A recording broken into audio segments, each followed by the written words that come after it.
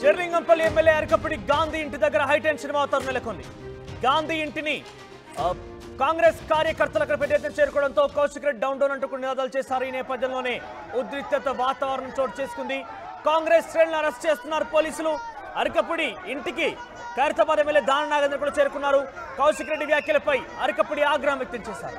ఇక కౌశిక్ రెడ్డి, నువ్వు పార్టీలోకి 2018లో వచ్చావు, నన్ను కేసీఆర్ దగ్గరికి తీసుకెళ్లే స్థాయి నీది కాదు. 10 ఏళ్ల నుంచి పార్టీలో ఉంటున్నా, అవసరమైతే నేనే కేసీఆర్ డైరెక్ట్ గా కలుస్తా. ప్రాంతీయ విభేదాల గురించి కౌశిక్ రెడ్డి మాట్లాడడంపై కేసీఆర్ ఏ విధంగా స్పందిస్తారో చూడాలి. మరి మొత్తం మీద వివాదం నాకు కౌశిక్ రెడ్డి మధ్య అంటున్నారు, పార్టీకి కాదని చెప్తున్నారు అరకపూడి గాంధీ. అరకపూడి గాంధీ ఇంటి దగ్గర మీరు చూస్తున్నారు. కాంగ్రెస్ పార్టీ శ్రేణులు పెద్ద ఎత్తున అక్కడికి చేరుకొని కౌశిక్ రెడ్డి డౌన్ నినాదాలు చేయడంతో అందరినీ కూడా పోలీసులు అరెస్ట్ చేసి తరలిస్తున్నారు.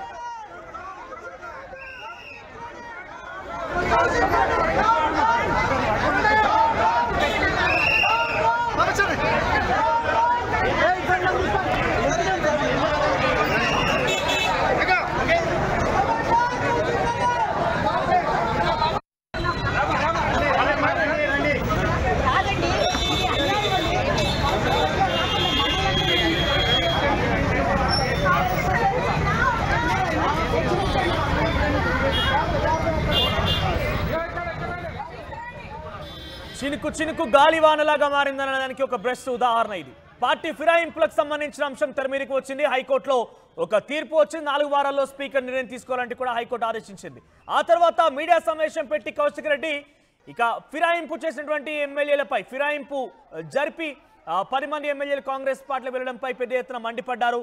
వారికి గాజులు చీర కూడా పంపించింది, కట్టుకొని బయట తిరగండి, కొంచెమైనా మీకు ఇంకిత జ్ఞానం ఉందా, కన్నతల్లాంటి పార్టీని ఏ రకంగా మోసం చేస్తారంటూ కొన్ని పరజాలం ఉపయోగిస్తూనే మాట్లాడారు. ఆ తర్వాత అరకపూడి గాంధీకి పిఎస్సి కమిటీ చైర్మన్ ఇవ్వడం పైన కూడా పెద్ద ఎత్తున ఆయన ఆగ్రహం వ్యక్తం చేయడంతో పాటుగా అరకపూడి గాంధీ పైపెచ్చి ఆయన బీఆర్ఎస్లో ఉన్నానంటున్నారు కాబట్టి నేను ఇంటికి వెళ్ళి జెండా ఎగరవేస్తాను, ఆయన అంతు తేలుస్తానంటూ కూడా చెప్పుకొచ్చారు.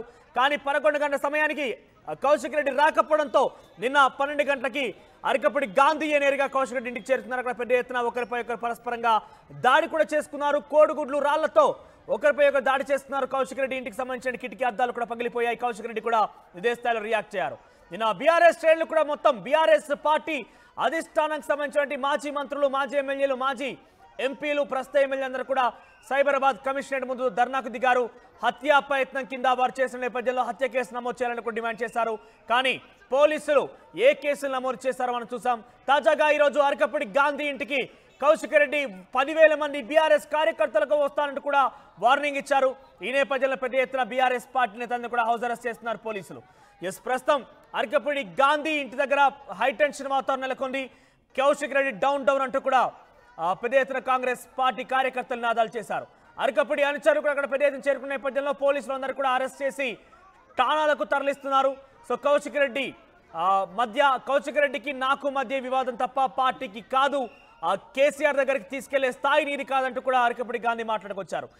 ఈ విషయంపై అరకపూడి గాంధీ దానం నాగేందర్ కూడా ఆర్టీవీతో మాట్లాడారు. వారు ఏం మాట్లాడారో చూద్దాం. మనతో పాటు అరకపూడి గాంధీ గారు ఉన్నారు. సార్ చెప్పండి, అంటే ఏదైతే కౌశిక్ ఛాలెంజ్ విసిరారో ఈ రోజు 11 గంటలకి వస్తాను అని చెప్పారు, మరి ఇప్పటి వరకు అయితే హౌస్ అరెస్ట్ చేశారని చెప్తున్నారు, ఏమంటారు? పోలీసులు హౌస్ అరెస్ట్ ఎందుకు చేస్తారు? నీ క్రమశిక్షణ. పోలీసుల్ని చొక్కాలు పట్టుకునే నిన్న మీడియాలన్నీ కూడా లైవ్లో చూసినాయి. దాన్ని బట్టి ప్రభుత్వం నడగాడు ప్రాబ్లం ఇబ్బంది కనుక్కోవడం చూడాల్సిన బాధ్యత ప్రభుత్వం మీద ఉంటుంది కాబట్టి, పోలీస్ సిబ్బంది మీద ఉంటుంది కాబట్టి వాళ్ళ పని వాళ్ళు చేశారు. నేను నువ్వు రమ్మను, నేను వచ్చా, పోలీసులు పెట్టుకున్నావు అంటే మీరు ఆపిపించారు. ఏదైతే పోలీస్ బందోబస్తు భారీ వరకు నిన్న అయితే లేకుంటే ఇవాళ మాత్రం చాలా ఎక్కువ ఉంది. ఏసీపీలు కానీ లేకపోతే సిఐలు కానీ బందోబస్తు రమ్మని స్వాగతిస్తా, కుర్చీలు వేసా, మీటింగ్ అరేంజ్మెంట్ చేసా, భోజనం టిఫిన్ కూడా అరేంజ్మెంట్ చేసా, రమ్మనండి. అదేవిధంగా నిన్న షమీర్పూర్ రాజు కూడా అందరూ ప్రాంతీయ విభేదాలను మొదలుపెట్టారు. తెలంగాణ ఆంధ్రాలు బైఫర్కేషన్ చేసి మాట్లాడుతున్నారు. 10 ఏళ్ల నుంచి పరిపాలిస్తున్న బీఆర్ఎస్ ఎప్పుడు గొడవలు లేని ఇప్పుడు ఎందుకు మొదలవుతున్నాయి అంటూ అడగడం కూడా జరుగుతుంది. మాట్లాడే వాళ్ళకి ఎవరికైనా విజ్ఞత ఉండాలి. మంచిని మంచి అని వాస్తవాలు చెప్పేవాడే మగాడు. సన్నాసి కూడా మంచివాడు అనేవాడికి మనం వాడిని ఏ లెక్కలో లెక్క కట్టాలనేది నువ్వు ఒకసారి చూడు. ప్రాంతీయ విభేదాల గురించి మాట్లాడిన గాడిద ఎవడు? మీరు ఉన్నారు కదా అక్కడ. ఆంధ్ర తెలంగాణ గురించి ఎత్తిన గాడిద ఎవడు? వాడిని పక్కన పెట్టుకొని వాళ్ళు మాట్లాడితే, వాళ్ళు ఈ రకమైన మాటలు మాట్లాడితే సమాధానం చెప్పాలన్నా. అది ఆ ఎదవల గురించి మీడియా చూసినాక కేసీఆర్ గారు దాని మీద ఒక నిర్ణయం తీసుకొని ఒక మాట చెప్తారు.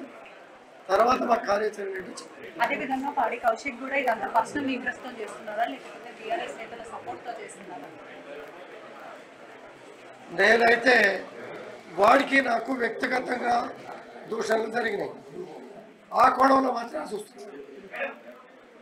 పార్టీ స్టాండ్ కనుక అయితే పార్టీ స్టాండ్ తెలంగాణ ఆంధ్రాన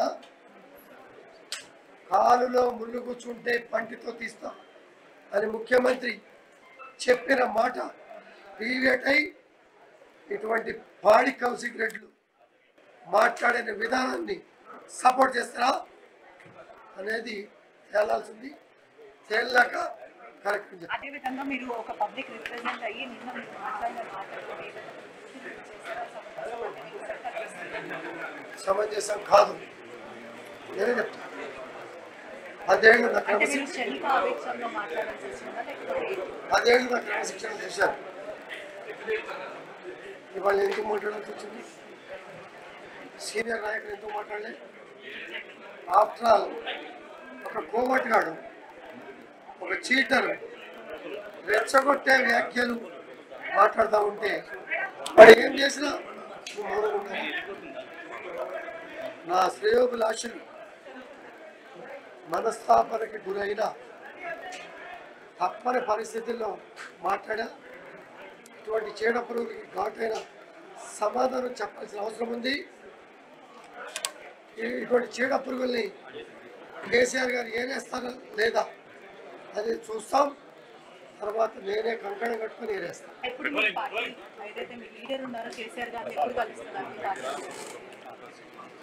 అతి త్వరలో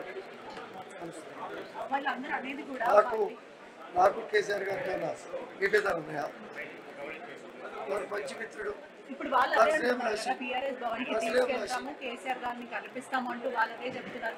మా పార్టీ ఎమ్మెల్యే దగ్గరికి మమ్మల్ని ఎందుకు రానివ్వట్లేదు, కేవలం బీఆర్ఎస్ నేతలకు సంబంధించిన కందువా మాత్రమే కప్పుతాం అంటున్నాం కదా, గొడవకి రావట్లేదు అని వాళ్ళు అంటున్నారు. ఎవరు నువ్వు? నీ స్థాయి ఏంట్రా? నిన్న కాక మొన్న పార్టీలోకి వచ్చి నువ్వు నన్ను పార్టీకి తీసుకెళ్ళలేదు. మాట్లాడితే